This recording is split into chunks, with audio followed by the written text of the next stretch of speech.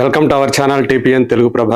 నేను మీ జర్నలిస్ట్ యజ్ఞమూర్తి. అల్లు అర్జున్ రక్షణ కల్పించండి అని చెప్పేసి అంటున్నారు. ఏంటి నిజంగా అల్లు అర్జున్ కి రక్షణ ఏంటి అని మనలో చాలా మంది ఆశ్చర్యపోవచ్చు. సో నిజమే, ఆయన తన వ్యక్తిగత హక్కులకి రక్షణ కల్పించండి అంటూ ఢిల్లీ హైకోర్టుని ఆశ్రయించారు. ఈ మధ్య కాలంలో చాలా మంది సెలబ్రిటీలు కేవలం సినీ రంగానికి చెందిన వాళ్ళు మాత్రమే కాకుండా ఇతర రంగాలకు చెందిన వాడు కూడా, క్రికెటర్లు కానివ్వండి, లేదా సంగీతకారులు కానివ్వండి, వేరే రంగాలకు చెందినటువంటి కళాకారులు కానివ్వండి, వీళ్ళందరూ కూడా తమ వ్యక్తిగత హక్కులకు సోషల్ మీడియాలో భంగం వాటిల్లుతోంది, వాటి నుంచి మాకు రక్షణ కల్పించండి అని చెప్పేసి వాళ్ళు పర్సనాలిటీ రైట్స్ ప్రొటెక్షన్ కోసం ఆ ఢిల్లీ హైకోర్టును ఆశ్రయిస్తుండటం ఈ మధ్య మనం చూస్తూ ఉన్నాం.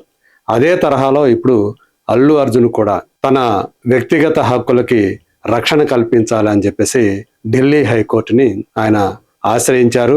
అలాగే తన పేరును దుర్వినియోగం చేస్తున్నటువంటి వారిపై కఠినమైనటువంటి చర్యలు తీసుకోవాలి అని చెప్పేసి ఆయన ఫిర్యాదు కూడా చేశారు. అంటే ఈ మధ్య కాలంలో చాలా మంది ఏంటంటే కమర్షియల్ గా సెలబ్రిటీల పేర్లను ఉపయోగించుకుంటూ వాళ్ళని అంటే నెగటివ్ వేలో, రైట్ వేలో కాకుండా పాజిటివ్ వేలో కాకుండా నెగటివ్ వేలో వాళ్ళ మీద రకరకాలైనటువంటి మీమ్స్ చేయటం, వాళ్ళని తప్పుడుగా చిత్రీకరించేటువంటి పద్ధతిలో వాళ్ళ పేర్లను ఉపయోగించుకోవటం, అలాగే జోక్స్ కి ఉపయోగించుకోవటం, ఇలా నెగటివ్ వేలో సెలబ్రిటీల పేర్లని, వాళ్ళ ఫోటోలు మార్ఫింగ్ చేస్తూ, వీడియోల్లో వాళ్ళ ముఖాలను మార్ఫింగ్ చేస్తూ, బాడీ వేరే వాళ్ళది, ముఖం మాత్రం ఈ సెలబ్రిటీల పేర్లు ముఖాలు పెట్టి వాళ్లే ఇలాంటి వాటికి చేస్తున్నారు అనేటువంటి అర్థం వచ్చేలా వాటిని ఉపయోగించుకోవటం, అలాగే వాణిజ్య అవసరాల కోసం కూడా వాళ్ళ అనుమతి లేకుండా వాళ్ళ పేర్లని వాళ్ళ ముఖాలను ఉపయోగించుకోవటం, ఇలాంటివి జరుగుతూ వస్తూ ఉన్నాయి.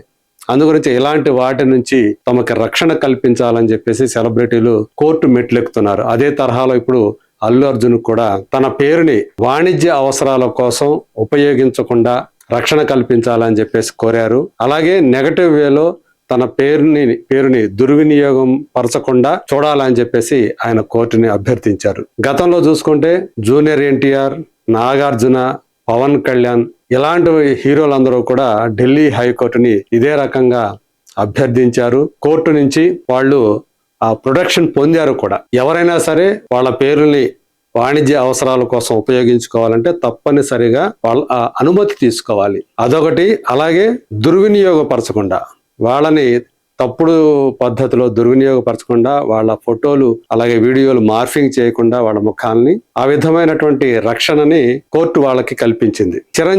మెగాస్టార్ చిరంజీవి వచ్చేటప్పటికి మన హైదరాబాదు హైకోర్టుని ఆయన తెలంగాణ హైకోర్టుని ఆశ్రయించారు. తన పర్సనాలిటీ హక్కుల్ని రక్షించమని చెప్పేసి ఆయన కోరారు. సో అలాగే కాజల్ అగర్వాల్ లాంటి వాళ్ళు, ఈవెన్ కొంతమంది క్రికెటర్లు, వీళ్ళందరూ కూడా ఇదే తరహాలో తమ వ్యక్తిగత హక్కులకి రక్షణ కల్పించాలని చెప్పేసి కోర్టుని ఆశ్రయిస్తుండటం చూస్తూ ఉన్నాం. మరి ఈ రోజే అది హీరింగ్ కి వచ్చింది ఢిల్లీ హైకోర్టులో. మరి ఏమని అందులో ఆర్డర్ ఇస్తుందో, తీర్పులో ఏమేమి విషయాలు ఉంటాయి, అవన్నీ కూడా మళ్ళీ మనం మరొక వీడియోలో చెప్పుకుంటాం.